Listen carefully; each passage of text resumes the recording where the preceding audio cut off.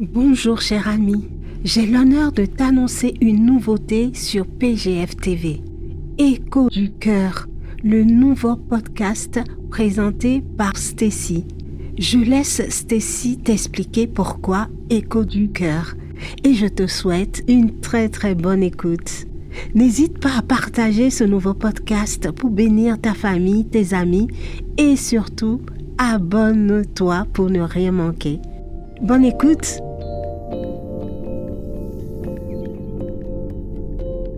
Salut les gars, ça y est, c'est officiel. On peut le dire officiellement. Bienvenue dans mon podcast Écho du cœur. Je suis super contente parce que c'est un projet dont je parle depuis 1 an. Et ça y est, c'est enfin lancé, c'est enfin là. Donc voilà, bienvenue à tous. Écho du cœur, pourquoi ? Tout simplement parce qu'on va être dans un podcast où je vais me livrer. Je vais être en totale transparence avec vous, totale sincérité, honnêteté. On va parler de sujets différents, on va avoir plein d'invités, ça va être cool. Donc j'espère vraiment que c'est une famille qui va s'agrandir au fur et à mesure des semaines, des mois. Et que voilà quoi, on passe des bons et des beaux moments ensemble. Donc je suis super contente. Donc bienvenue à tous sur Écho du cœur. C'est parti, épisode 1 de notre podcast Écho du cœur. Mais avant ça, j'aimerais qu'on instaure un petit truc entre nous comme ça. À chaque début d'épisode, vous lancez une petite phrase de motivation, une petite phrase, vous voyez, quelque chose qui fait écho finalement dans votre cœur. Donc notre phrase du jour, ce sera « Ne laisse pas le monde définir qui tu es ». Ne laisse pas ce que les gens disent de toi définir qui tu es. Tu es qui tu es avec tes qualités, avec tes défauts. Et c'est ça qui fait de toi une personne magnifique. Médite sur ça et on se laisse avec l'épisode 1. C'est parti. Aujourd'hui, on va parler de quelque chose qui me tenait vraiment à cœur de vous parler. Quelque chose qui a un peu eu un tournant dans ma vie et qui a fait la personne que je suis aujourd'hui. C'est qui est Jésus. Alors oui, ça peut être un peu bateau, mais moi je suis quelqu'un qui aime bien revenir aux sources. On va pas commencer à divaguer si on ne connaît pas la base. Voilà, c'est simple. Donc je vais vous expliquer d'abord le pourquoi du comment, pourquoi je vous parle de ça. En fait, il y a un moment dans ma jeunesse où je me suis demandé d'où venait ma foi. Est-ce que je crois parce que mes parents croient ? Est-ce que je crois parce que j'ai grandi dans une famille chrétienne, en apparence, avec la culture chrétienne ? Qu'est-ce qui a fait que, je me suis dit dans ma tête, je suis chrétienne. En fait, pour moi, c'était un automatisme. Je disais pas, je suis chrétienne parce que je croyais en Jésus. Je disais, je suis chrétienne parce que mes parents le disaient, mes grands-parents le disaient. Et c'était comme ça, en gros. Mais il y a un moment, du coup, qui est venu où je me suis posé des questions. Et j'ai commencé, du coup, à faire mes recherches. Donc, sur les religions monothéistes, parce que, tout simplement, pour moi, il n'y avait qu'un Dieu. Ça, c'était sûr. Maintenant, qui était-il ? Donc, j'ai découvert quelque chose que chacune des religions monothéistes avait en commun, et c'était Jésus. Et je me suis dit, mais attends, c'est qui ce mec ? L'histoire est basée sur lui. Quand on dit avant Jésus-Christ, après Jésus-Christ, les plus grandes religions du monde sont basées sur lui, que ce soit judaïsme, christianisme, islam.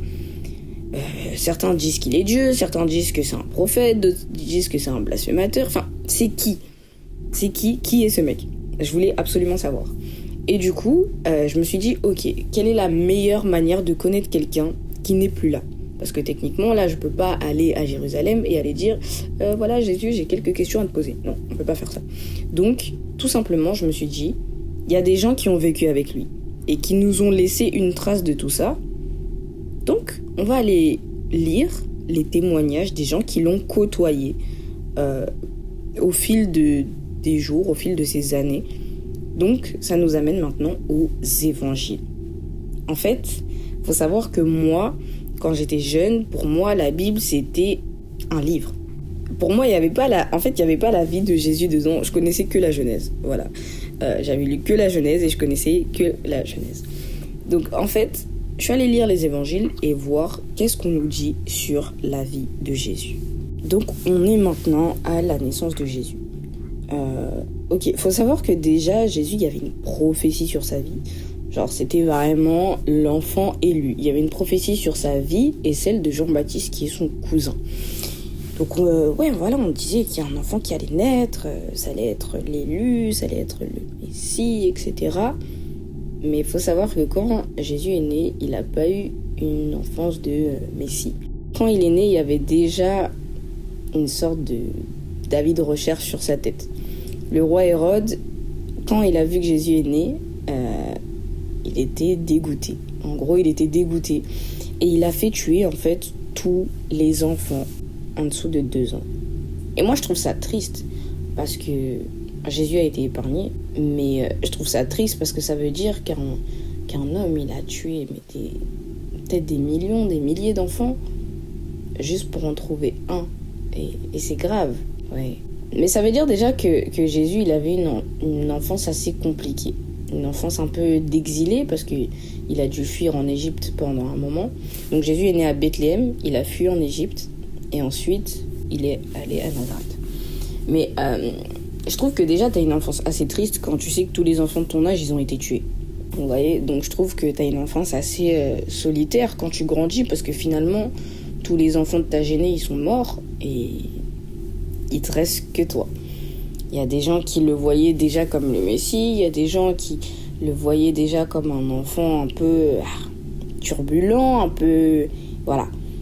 Donc, il y avait déjà, dès sa naissance, en fait, des gens avaient quelque chose sur lui. Il y avait un sentiment que tu pouvais pas rester sans ressortir quelque chose quand on parlait de Jésus, quand on voyait Jésus. Donc voilà, il n'est pas né dans une grande famille, il est dans une petite famille. Et déjà, il y avait même déjà des spéculations sur sa naissance, parce que je pense que tout le monde connaît l'histoire. Marie, qui n'a jamais eu de relation, qui tombe enceinte et qui nous dit que c'est le Saint-Esprit, enfin, qui nous dit que c'est Dieu, enfin, tu te dis, déjà c'est bizarre. Déjà c'est bizarre, Joseph, et donc le mari de Marie, il a vu ça en bizarre, il s'est dit, mais qu'est-ce qui se passe? Donc il y avait déjà des spéculations sur ça, on disait que Marie avait trompé Joseph, etc. Donc la naissance de Jésus, déjà, elle est assez compliquée. On nous dit qu'ensuite, Jésus était un enfant assez... il aimait apprendre. Il aimait apprendre, donc il allait dans les temples avec les docteurs de la loi, etc. Et même là-bas, il a commencé à enseigner, déjà il avait 12 ans. Donc à 12 ans, tu vois que c'était un enfant pas comme les autres. Dans le sens où, comme je disais tout à l'heure, les humains de ta génération sont décédés, donc c'est assez compliqué. Il n'y a pas trop d'enfants pour jouer autour de toi. Mais et toi, à 12 ans, enfin je sais pas pour vous, hein, mais moi à 12 ans, j'allais pas à l'église prêcher, quoi. À 12 ans, je jouais au Barbie, je descendais en bas, je faisais du foot avec les humains d'en bas, enfin... Voilà, je ne m'intéressais pas à Dieu en soi à 12 ans. Mais non, Jésus, lui, il allait prêcher, il allait des trucs, il parlait au docteur. Voilà, pour moi, c'est dingue déjà. Pour moi, c'est dingue. Et ensuite, on te dit que malgré que Jésus était considéré déjà comme l'élu ou comme le Messie, en fait, c'était un enfant, il avait 12 ans. Donc, il y a un moment où il part pendant 3 jours comme ça. Donc, ses parents, ils le cherchent partout, etc. Et ils sont morts d'inquiétude, ce qui est normal. Et je me dis déjà, ton enfant, il est jeune comme ça, il fuit de la maison. Et quand tu le retrouves, il est dans un temple en train de prêcher. Enfin, tu te dis, waouh, qu'est-ce qui se passe? Donc déjà, il y a de ça. Mais quand ses parents le retrouvent, en fait, on aurait pu croire que c'est bon, selon les chrétiens, c'est Dieu, donc il fait ce qu'il veut et tout. Mais non. Quand ses parents le retrouvent, Jésus, il rentre tranquillement avec eux. En fait, il leur obéit comme un enfant. Et je pense que Jésus a toujours eu cette dualité, en tout cas quand tu le lis, de Dieu et d'homme. Parce que certains le voyaient vraiment comme Dieu et d'autres, c'est juste un enfant, quoi. Donc il y a eu cette dualité, je pense, dans son cœur déjà à lui. Ensuite, Jésus a commencé son ministère à l'âge de 30 ans. Donc c'est là où il est parti à Nazareth, à Jérusalem, pardon. Et... tu te dis que, ok, donc de 12 ans à 30 ans, on ne sait pas trop ce qu'il fait. Donc il y a déjà un flou sur sa vie. Mais on sait que à 30 ans, quand il est parti de chez lui, on te dit que dès qu'il est sorti, il a commencé à faire des miracles. Il a commencé à faire des miracles. Mais pour moi, c'est un peu dingue de dire ça. Donc ça veut dire que dès le plus petit âge, il était déjà en train d'enseigner. Ensuite, il y a une partie de sa vie qu'on ne connaît pas trop. Et dès qu'il sort de cette partie-là de sa vie, on te dit qu'il est arrivé dans des villes et qu'il a commencé à guérir les malades, qu'il a commencé à redonner la vue à certains, qu'il a commencé à chasser les démons, à continuer d'enseigner toujours, à marcher sur l'eau, à pardonner les péchés, à ressusciter les morts. Tu te dis, mais attends, comment c'est possible ?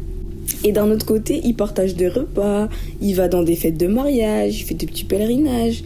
Et d'un autre côté, t'as aussi le truc où Jésus se met en colère. Il est triste, il y a des fois où il pleure, où il est fatigué, où il a soif, où il est pris de compassion pour les gens. Et d'un côté, il y a des moments où il est angoissé. Je dis, mais il doit ressentir tout à la fois et en même temps, il fait des trucs aussi de dingue. Donc il y a encore cette dualité qui revient de humain et de... On sait, tu vois, à ce niveau-là, pour moi en tout cas, je savais pas encore s'il y avait ce côté divin, mais je me disais, c'était dingue. Donc le mec, d'un côté, il est comme nous, et d'un autre côté, il fait des trucs que personne ne fait. Parce que pour moi, ressusciter des morts, c'est crazy. Je sais pas pour vous, mais pour moi, c'est crazy. Donc je me dis, ok, déjà, lui, ce mec, il a quelque chose. Et en fait, sa vie est dingue. Il passe de miracle en miracle en miracle. Et tu te dis, mais attends. Et après, le mec est arrêté, il est emprisonné, il est violenté, on le crucifie. Alors que, pour moi, c'est pas un criminel, quoi. Quand tu le lis comme ça, sous un aspect, il n'y a pas de foi derrière, ça reste pas un criminel, vous voyez. Donc, je me suis dit, ok, il y a quelque chose dans cet homme. Donc, tu lis les évangiles, tu lis Matthieu, tu lis Marc, tu lis Luc, et j'ai découvert une différence dans l'évangile de Jean. En fait, Jean, il commence pas par la naissance. Oui, Hérode, il avait ci, non, les parents, Marie. Jean, il n'était pas comme ça. Donc je me suis dit, ok, qu'est-ce que Jean nous dit ? Donc dans Jean, chapitre 1, verset 1, on commence et on te dit, au commencement était la parole. Moi, je me suis dit, qu'est-ce qu'il raconte ? Les évangiles, on parle de Jésus. Qu'est-ce qu'il raconte ? Dans quoi il part ? Donc il te dit, au commencement était la parole, et la parole était avec Dieu, et la parole était Dieu. Je me dis, mais qu'est-ce qu'il raconte, le mec ? Genre, il est totalement à côté de la plaque. Les évangiles, c'est fait pour parler de la vie de Jésus. Pourquoi il nous parle de paroles et de trucs Je me dis, ok, il y a un truc bizarre, tu vois. Et donc, t'es là, ok, bon, le mec est fou, mais vas-y, on va l'écouter. Et il te dit, toutes choses ont été faites par elle, et rien de ce qui a été fait n'a été fait sans elle. Et moi, je suis encore dans le mode, de quoi il parle ? Donc, il continue, verset 4. En elle était la vie, et la vie, la lumière des hommes. La lumière, lui, dans les ténèbres, et les ténèbres le l'ont point reçu. Moi, je me dis, ok, non, je comprends pas. Je comprends pas où il veut en venir. Et il continue. Et là, t'arrives, verset 14. Il te dit, et la parole a été faite chair. Elle a habité parmi nous, pleine de grâce et de vérité, et nous avons contemplé sa gloire, une gloire comme la gloire du Fils unique venu du Père. Jean, en parlant de Jean-Baptiste, lui a rendu témoignage et s'est écrié, c'est celui dont j'ai dit, celui qui vient après moi m'a précédé, car il était avant moi. Et nous avons tous reçu de sa plénitude et grâce pour grâce. Là, je me dis, waouh. En fait, finalement, vous voyez, quand il parle de Fils unique venu du Père, c'est là que j'ai compris qu'en fait, il parlait de Jésus. Et je me suis dit, attends, il y a quelque chose à décortiquer dans ce truc. Pourquoi tous les autres évangiles vont parler de Jésus en mode naissance, vie, mort, résurrection ?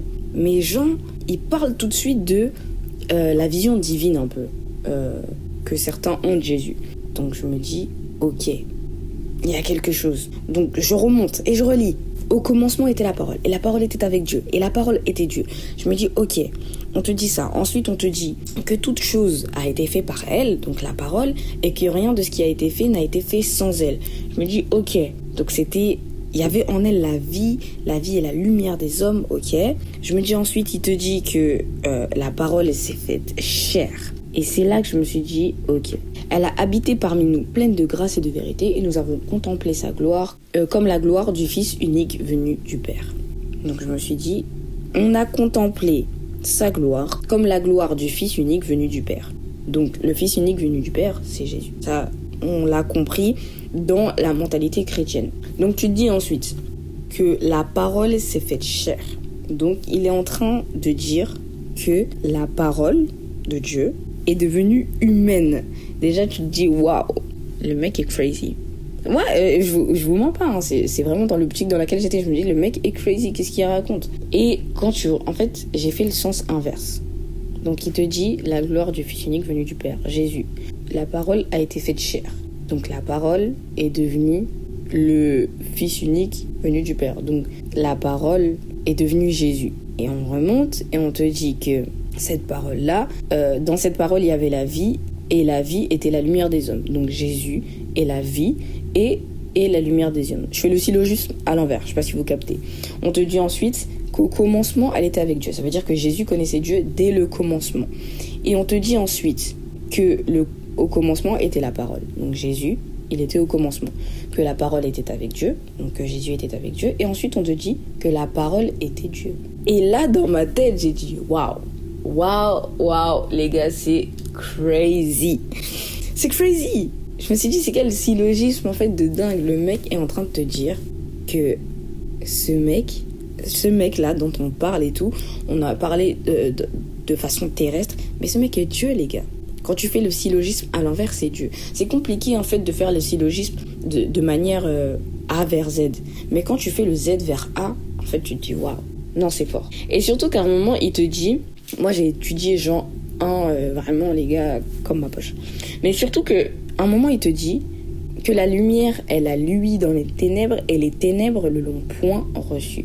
Et je me dis, en fait quand tu regardes la vie de Jésus, il est venu avec un message de paix, d'amour, en mode peace and love. Et les gens, ils avaient la haine contre lui, en fait. Et ça, c'est un truc qui existe encore chez nous. C'est que quand tu viens avec, tu vois, une optique de vraiment positivity, peace man, pépé les vibes, les gens, ils t'aiment pas.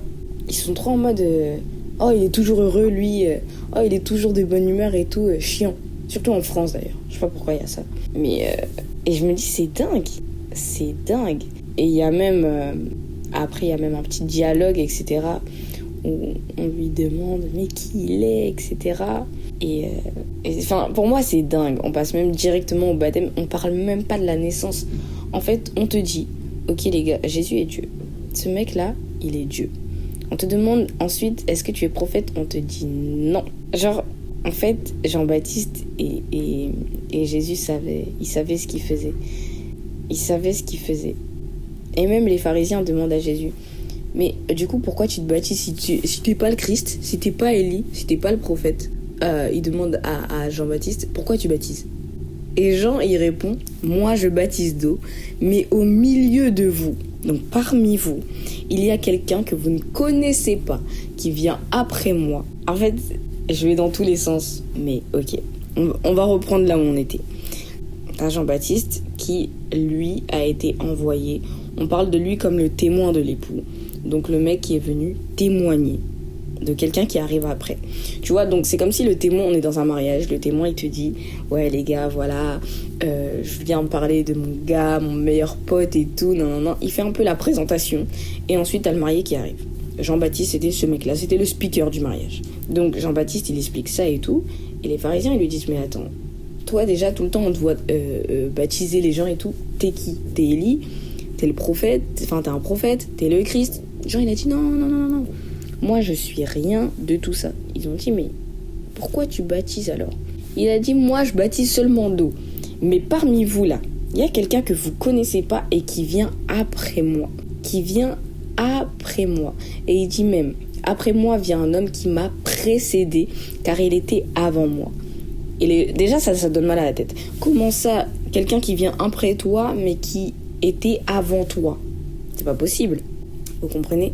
Mais quand tu remontes dans le syllogisme de Jean, tu te dis que Jésus était là, mais qu'il était déjà là au commencement, mais qui s'est fait chair dans la logique. Et ensuite, Jean continue et te dit « Je ne le connaissais pas, mais celui qui m'a envoyé baptiser d'eau, celui-là m'a dit « Celui sur qui tu verras l'Esprit descendre et s'arrêter, c'est celui qui baptise du Saint-Esprit. » Et pour ceux qui ne connaissent pas, on a ce passage-là où Jean va baptiser Jésus. Et quand Jean baptise Jésus, en fait, il y a l'Esprit qui est symbolisé par la colombe, qui descend du ciel et qui s'arrête sur Jésus. Et en fait, je pense que quand Jean a vu ça, il s'est dit, c'est lui. Les gars, c'est lui. Et en fait, c'est dingue. Et parce que juste après, Jean-Baptiste il nous dit, et j'ai vu et j'ai rendu témoignage qu'il est le Fils de Dieu. Et c'est là que j'ai compris que Jean aurait dû écrire des livres. Je me dis, à cette époque-là, il était trop fort. Il était à son prime, clairement. Jean était à son prime. Et en fait, je vous mens pas, hein, c'est vraiment ce truc-là où je me suis dit, je veux suivre ce mec. Ce mec-là qui est descendu, qui s'est fait chair, qui est la lumière, qui est la vie, qui est tout ce que... Je veux savoir qui il est de plus en plus. Et en fait, on a commencé à me dire, mais tu peux le connaître. Et je me suis dit, mais c'est dur de connaître quelqu'un qui est pas là. Moi, j'étais vraiment quelqu'un qui croit si je vois. C'est dur de connaître quelqu'un qui est pas là. Et en fait, quand tu réfléchis, on te dit que la parole est Dieu. Donc, la parole, c'est quoi ? C'est la Bible, finalement. Donc, en fait, si tu veux le connaître, lis ta Bible. Lis ta Bible. Et j'ai commencé à lire, à me renseigner, à lire, mais je voulais plus. Je voulais plus. Et on m'a dit, parle avec le Saint-Esprit. Et une relation intime avec le Saint-Esprit. Parce que c'est bien de lire la Bible. C'est bien de lire la Bible. Surtout quand tu lis à voix haute, on dit que la foi vient de ce qu'on entend. Donc, en lisant la Bible, surtout à voix haute, tu édifies ta foi. Mais maintenant, moi, je voulais plus. C'était pas assez. C'était pas assez. J'avais besoin de plus. J'avais besoin de plus. Et on m'a dit, ok, tu veux savoir qui est Jésus, sois dans une relation intime avec lui. Et je comprenais pas. Je me disais, mais il est plus là, les gars. Il n'est plus là. Comment je peux avoir une relation intime avec lui ? Et c'est là qu'on m'explique la Trinité. Donc la Trinité, le Père, le Fils, le Saint-Esprit. Les trois sont Dieu dans une entité différente. Donc, en ayant une relation avec le Saint-Esprit, tu as une relation avec Jésus, tu as une relation avec le Père. Et j'étais en mode, ok, comment faire ça ? Et on me dit par la prière. Je me suis dit, ok, la prière, c'était pas que c'était pas mon fort, mais moi, j'étais vraiment quelqu'un dans la lecture, dans les trucs. J'aimais bien apprendre. Et la prière, vous voyez, c'est quelque chose d'intime, c'est quelque chose de... voilà. Et j'ai dit, ok. Donc, je me suis mise à prier et j'ai dit, ok, voilà, Jésus, écoute, je sais pas trop quoi te dire, mais ce que je veux, c'est te connaître. C'est connaître ta personne, te voir, en fait. Je sais pas comment, mais je veux te voir. Et en fait, au fil des années, quand je me rends compte, je peux vous donner une définition de Jésus. Elle est longue, mais je peux vous en donner une. Jésus, c'est l'amour. Jésus, c'est la charité. Jésus, c'est le partage. Jésus, c'est les rires. Jésus, c'est la joie. Jésus, c'est un regroupement de tout ça. C'est l'allégresse. Jésus, c'est l'aide. En fait, tu te rends compte que Jésus est vraiment partout. Quand on te dit qu'il était là au commencement, quand on te dit que c'est l'alpha ou l'oméga, tu le comprends. En ayant une relation avec lui. En fait, Jésus, c'est pas une religion. Et tu vois, quand j'ai prié ça et qu'il m'a montré, j'ai compris que Jésus, ce n'est pas une religion. Jésus, c'est tout. Donc quand j'entendais beaucoup de gens évangéliser, dire oui, il est mort pour tes péchés, il est là, il va revenir prendre les chrétiens et tout, non. Et j'étais en mode, mais Jésus, il aime aussi les musulmans. Parce qu'on dit que Jésus est amour. Jésus, il aime les musulmans. Jésus, il aime les juifs. Il aime les athées. Tu vois ? En fait, Jésus, c'est l'amour, mais au sens pur du terme. C'est pas toi, t'aimes un tel, et ensuite il te trompe, donc tu l'aimes plus, et nanana. Non, Jésus, c'est quelqu'un, t'es avec lui, il t'aime. Tu pêches, il t'aime. Tu tombes, il t'aime. Tu t'éloignes de lui, il t'aime. Tu veux plus entendre parler de lui, il t'aime. Et tu dis, c'est quoi cet amour de dingue ? Genre, Jésus, c'est l'amour d'une mère pour son enfant. Jésus, c'est quand toi tu vas et il y a quelqu'un qui est dans le besoin et tu lui apportes ton aide. Jésus, c'est à l'époque, je pense que ça on a tous vécu ça à l'époque où on avait peut-être 8-9 ans, on achetait un grec, on se le partageait à 5. Ça c'est Jésus ça. Jésus c'est un mode de vie. Jésus c'est quoi d'autre ? Jésus c'est quand ça fait longtemps. Vous voyez, moi je suis dans la vingtaine. Actuellement j'ai 23 ans. Ça veut dire mes potes, je peux pas les voir autant qu'avant. Et quand je les vois, on passe des bons moments de fou. On mange, on partage. Et Jésus, c'est quand t'as ce recul et tu te dis, waouh, on passe un bête de moment. Ça, c'est Jésus, ça. Jésus, c'est un mode de vie. Pour moi, je suis en Jésus style. Je suis plus peupélée, maintenant je suis en Jésus style. Pour moi, Jésus, c'est vraiment un mode de vie. C'est vraiment un nom qui rassemble. La preuve, c'est que il est dans tout. Il est dans tout. Il est dans l'histoire, il est dans toutes les religions. Ça veut dire Jésus, c'est un nom qui rassemble. Donc je comprends pas qu'il y ait des divisions autour du nom de Jésus. C'est pas possible. C'est pas possible. La chose la plus importante pour Jésus, c'est l'amour. Parce qu'il y a un verset qui dit que si tu n'as pas l'amour, tu n'as pas connu Dieu, parce que Dieu est amour. Et c'est ça Jésus en fait. Je pense qu'on a tellement d'images de lui à travers le monde, à travers les religions différentes, à travers les interprétations que chacun fait dans l'art contemporain et l'art qui revient même avant ça. On a tellement plein d'images de Jésus qu'on se disperse. Et c'est ce que je disais au tout début de l'épisode, c'est que moi je suis quelqu'un qui aime bien revenir à la base. À la base, Jésus c'est l'amour les gars. Et je pense que c'est important de le rappeler parce que on est beaucoup dans les prédications ou dans les messages qui sont autour de « Ok, Jésus, il fait ça à travers vous. Comment être comme ci, comment être comme ça, comment faire ci, comment faire ça. » Mais venez, on revient à la base. L'évangélisation, c'est répandre l'évangile. L'évangile, c'est quoi? C'est l'amour, les gars. C'est que Jésus s'est sacrifié par amour pour l'humanité. Il n'a pas regardé aux petits, aux grands, aux noirs, aux blancs, aux voleurs, aux gens pieux, aux intel, aux cancans. Il n'a pas regardé à tout ça. En fait, le Père lui a dit, les hommes seront jamais parfaits. Ils seront jamais parfaits. Toi qui n'as jamais péché, il nous faut un sacrifice ultime. Est-ce que j'ai besoin en fait que tu te sacrifies pour l'humanité? Jésus a dit oui, 100 fois. 100 fois. Et c'est ça qui est dingue, c'est que Jésus ne te connaissait même pas. Parce que moi, je suis désolée, aujourd'hui, il y a le plus grand bandit qui me dit « Est-ce que tu veux prendre ma place sur la chaise électrique ?» Moi, je lui dis non. Je vous mens pas. Quelqu'un que je connais pas, je lui dis non. Et c'est ça qui est dingue. Là, tu remontes. Et en fait, Jésus nous connaît. Il est là depuis le commencement. Il nous connaissait avant même que nous, on le connaisse. Et en fait, il est juste mort pour toi. Et je trouve ça crazy. Pour moi, Jésus, c'est celui qui a le plus d'aura, genre. En fait, quand tu vois que il se sacrifie pour toi sans, techniquement, de notre vision à nous, sans te connaître, qu'il s'est dit, ils ont besoin d'aller au ciel.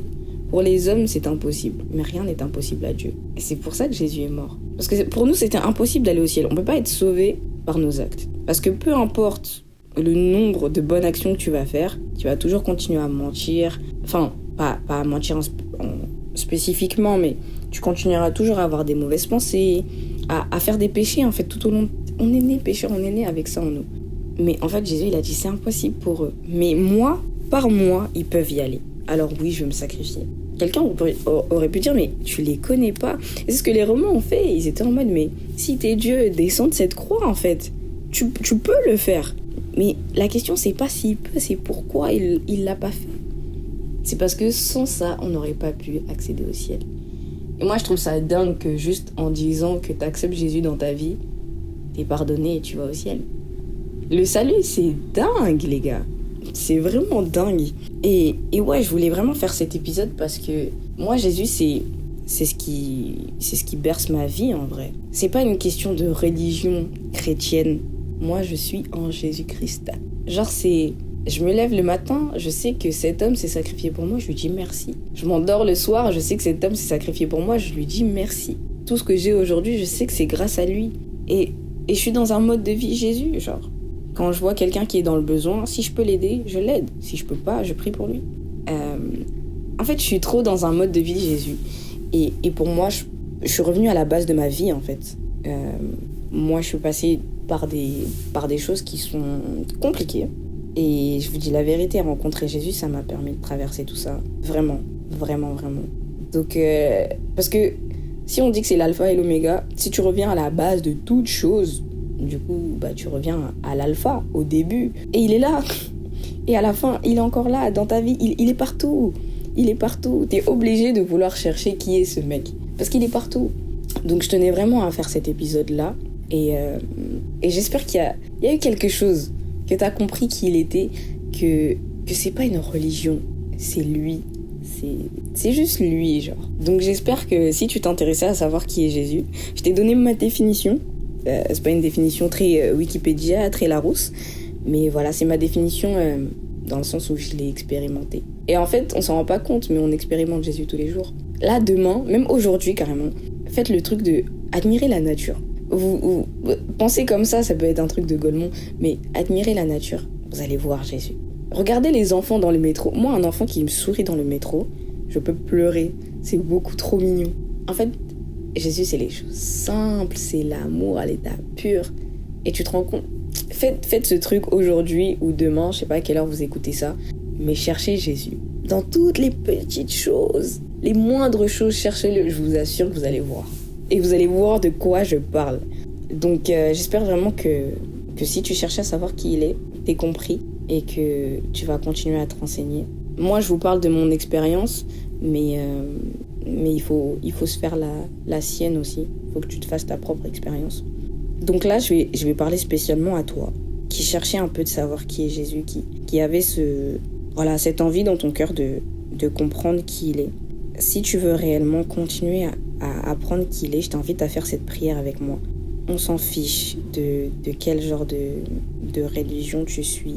On s'en fiche de ça. Parce que Jésus, c'est pas une religion, il est partout. Je pense que tu l'as compris, c'est pas une religion, Jésus, il est partout. Donc je t'invite juste à faire cette prière avec moi. Jésus, merci. Parce que je me rends compte que t'es partout. Dans les petites choses comme dans les grandes.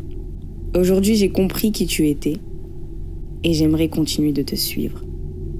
Je comprends que tu étais là dès le commencement et que tu seras encore là à la fin. Dans ta parole, tu dis que tu n'abandonnes pas tes enfants. Et aujourd'hui, j'ai besoin de toi dans l'alpha de ma vie comme dans l'oméga de ma vie. Aujourd'hui, je reconnais que tu es mon Seigneur et mon Sauveur. Aujourd'hui, je reconnais que dans ton infinie bonté, tu as sacrifié ta vie afin que je puisse avoir une place au ciel. Alors aujourd'hui, je veux te remercier pour ton sacrifice à la croix, mais au-delà de ça, je veux te suivre. Alors Seigneur, je demande ton Saint-Esprit afin que je sois rempli de toi, que je puisse développer une intime relation avec toi et continuer de te voir dans toutes les choses, continuer de te suivre et continuer de te connaître. Dans le nom puissant du Seigneur Jésus-Christ, j'ai prié. Amen. Amen, amen, amen. Voilà, les gars, c'était l'épisode 1. Je suis trop contente de partager ça avec vous. Je pense que plus on va se connaître entre nous aussi, plus les sujets vont être deep et plus je vais vous partager des petites expériences de ma vie. En tout cas, j'espère que ça vous a plu. Et puis, on se retrouve bientôt pour l'épisode 2. Passez une bonne nuit, une bonne matinée, bonne journée, bon tout. Et en Jésus style, les gars. On n'oublie pas. Allez, salut, à la prochaine.